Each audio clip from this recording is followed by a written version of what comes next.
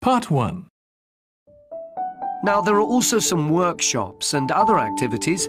They'll all take place at least once every day, so everyone who wants to take part will have a chance. Good.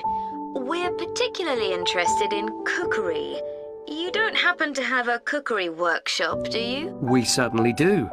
It's going to focus on how to make food part of a healthy lifestyle. And it'll show that even sweet things like cakes can contain much less sugar than they usually do.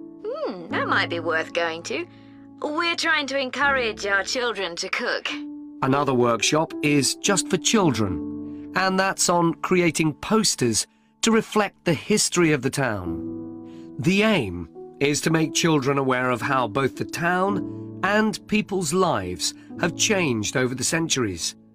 The results will be exhibited in the community centre. Then, the other workshop is in toy making, and that's for adults only. Oh, why is that? Because it involves carpentry. Participants will be making toys out of wood, so there'll be a lot of sharp chisels and other tools around.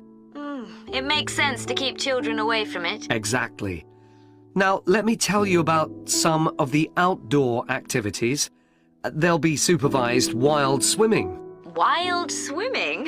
What's that? It just means swimming in natural waters, rather than a swimming pool. Oh, okay. In a lake, for instance. Yes. There's a beautiful one just outside the town, and that'll be the venue for the swimming. There'll be lifeguards on duty, so it's suitable for all ages. And finally, there'll be a walk in some nearby woods every day. The leader is an expert on insects. He'll show some that live in the woods and how important they are for the environment. So there are going to be all sorts of different things to do during the festival. There certainly are. If you'd like to read about how the preparations for the festival are going, the festival organizer is keeping a blog. Just search online for the festival website, and you'll find it. Well, thank you very much for all the information. You're welcome. Goodbye. Goodbye. Part 2. I'm very pleased to welcome this evening's guest speaker, Mark Logan, who's going to tell us about the recent transformation of Minster Park. Over to you, Mark. Thank you. I'm sure you're all familiar with Minster Park. It's been a feature of the city for well over a century and has been the responsibility of the City Council for most of that time. What perhaps isn't so well known is the origin of the park. Unlike many public parks that started in private ownership, as the garden of a large house, for instance, Minster was some wasteland, which people living nearby started planting with flowers in 1892. It was unclear who actually owned the land, and this wasn't settled until 20 years later, when the council took possession of it. You may have noticed the statue near one of the entrances. It's of Diane Gosforth, who played a key role in the history of the park. Once the council had become the legal owner, it planned to sell the land for housing. Many local people wanted it to remain a place that everyone could go to enjoy the fresh air and natural environment. Remember, the park is in a densely populated residential area. Diane Gosforth was one of those people, and she organised petitions and demonstrations, which eventually made the council change its mind about the future of the land. Soon after this, the First World War broke out in 1914, and most of the park was dug up and planted with vegetables, which were sold locally. At one stage, the army considered taking it over for troop exercises and got as far as contacting the city council, then decided the park was too small to be of use. There were occasional public meetings during the war in an area that had been retained as grass. After the war, The park was turned back more or less to how it had been before 1914 and continued almost unchanged until recently. Plans for transforming it were drawn up at various times, most recently in 2013, though they were revised in 2015 before any work had started. The changes finally got going in 2016 and were finished on schedule last year. OK, let me tell you about some of the changes that have been made and some things that have been retained. If you look at this map, you'll see the familiar outline of the park, with the river forming the northern boundary, and a gate in each of the other 3 walls. The statue of Diane Gosforth has been moved. It used to be close to the south gate, but it's now immediately to the north of the lily pond, almost in the centre of the park, which makes it much more visible.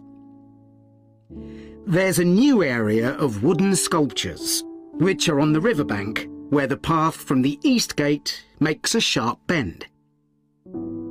There are 2 areas that are particularly intended for children. The playground has been enlarged and improved, and that's between the river and the path that leads from the pond to the river. Then there's a new maze, a circular series of paths separated by low hedges. That's near the west gate. You go north from there towards the river and then turn left to reach it. There have been tennis courts in the park for many years, and they've been doubled, from 4 to 8. They're still in the southwest corner of the park, where there's a right-angle bend in the path. Something else I'd like to mention is the new fitness area.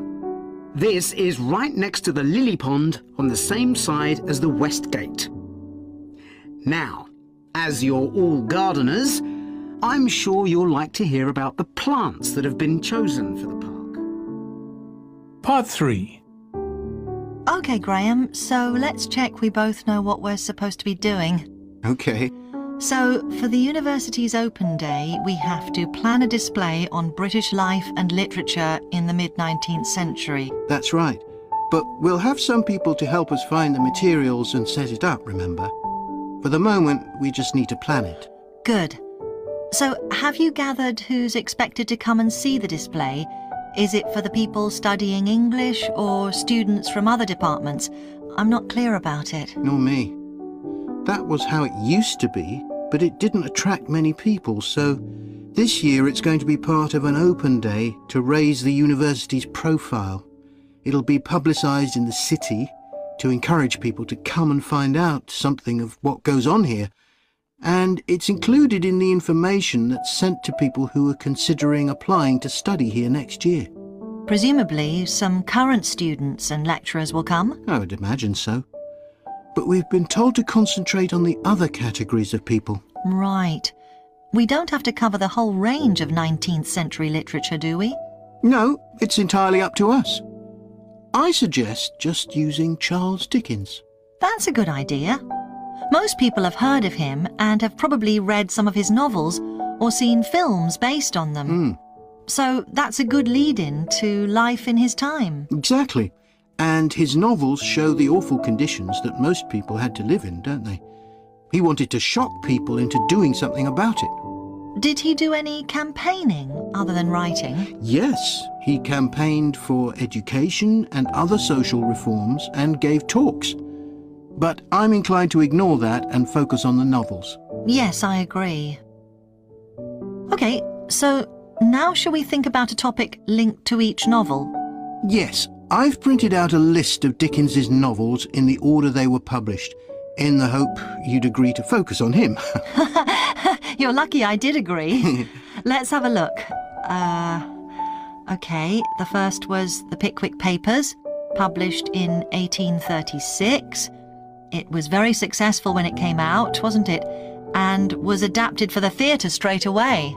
There's an interesting point, though, that there's a character who keeps falling asleep, and that medical condition was named after the book, Pickwickian syndrome. Oh, so why don't we use that as the topic and include some quotations from the novel? Right. Next is Oliver Twist. There's a lot in the novel about poverty, but maybe something less obvious. Well, Oliver is taught how to steal, isn't he? We could use that to illustrate the fact that very few children went to school, particularly not poor children, so they learnt in other ways. Good idea. What's next? Maybe Nicholas Nickleby? Actually, he taught in a really cruel school, didn't he? That's right. But there's also the company of touring actors that Nicholas joins. We could do something on theatres and other amusements of the time. We don't want only the bad things, do we? OK. What about Martin Chuzzlewit? He goes to the USA, doesn't he? Yes.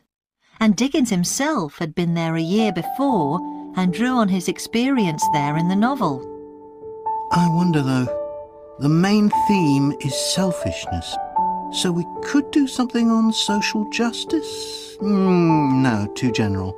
Let's keep to your idea. I think it would work well. He wrote Bleak House next. That's my favourite of his novels. Yes, mine too. Oh, His satire of the legal system is pretty powerful. that's true. But think about Esther, the heroine. As a child, she lives with someone she doesn't know is her aunt, who treats her very badly. Then she's very happy living with her guardian, and he puts her in charge of the household.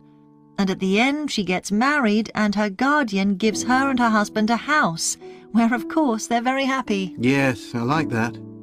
What shall we take next? Little Dorrit? Old Mr. Dorrit has been in a debtor's prison for years. So was Dickens's father, wasn't he? That's right. What about focusing on the part when Mr. Dorrit inherits a fortune and he starts pretending he's always been rich? Good idea. Okay.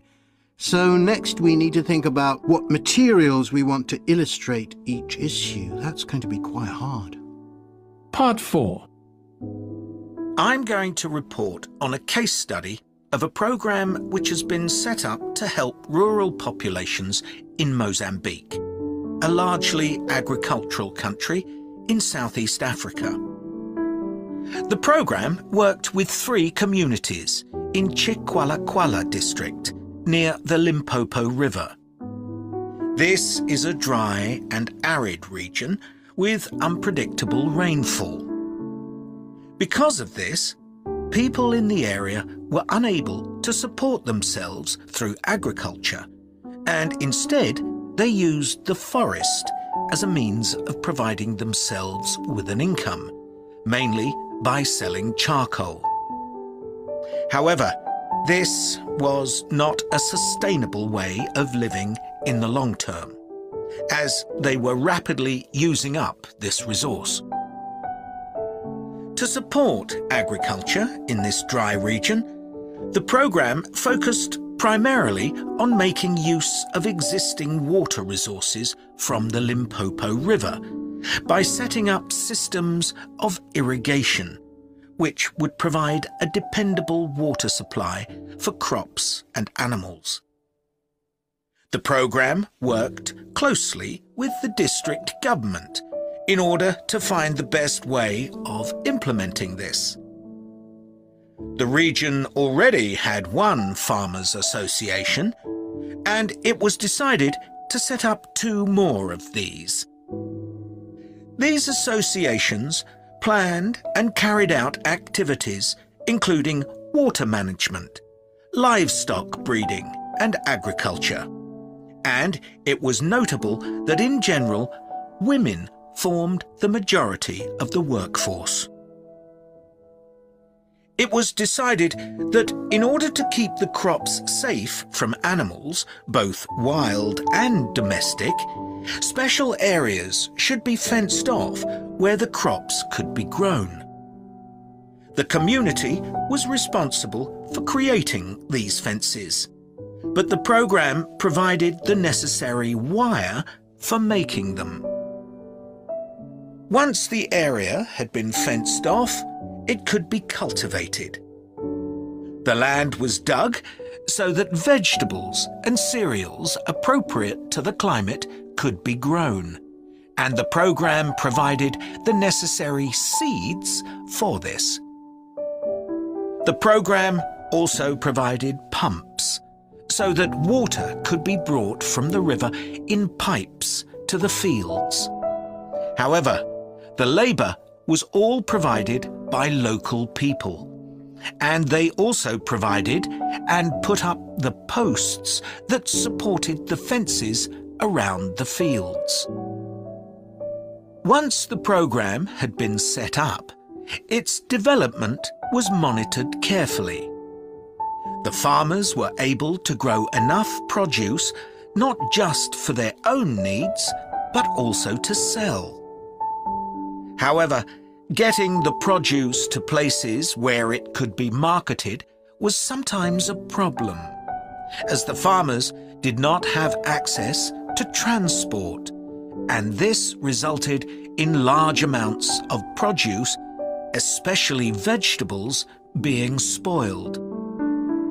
This problem was discussed with the farmers' associations, and it was decided that in order to prevent food from being spoiled, the farmers needed to learn techniques for its preservation. There was also an additional initiative that had not been originally planned, but which became a central feature of the programme. This was when farmers started to dig holes for tanks in the fenced-off areas and to fill these with water and use them for breeding fish, an important source of protein. After a time, another suggestion was made by local people which hadn't been part of the programme's original proposal, but which was also adopted later on. They decided to try setting up colonies of bees, which would provide honey both for their own consumption and to sell. So, what lessons can be learned from this programme? First of all, it tells us that in dry, arid regions, if there is access to a reliable source of water, there is great potential for the development of agriculture. In Chiqualaquala, there was a marked improvement in agricultural production, which improved food security and benefited local people by providing them with both food and income. However, it's important to set realistic timelines for each phase of the programme, especially for its design, as mistakes made at this stage may be hard to correct later on. The programme demonstrates that sustainable development is possible in areas where there is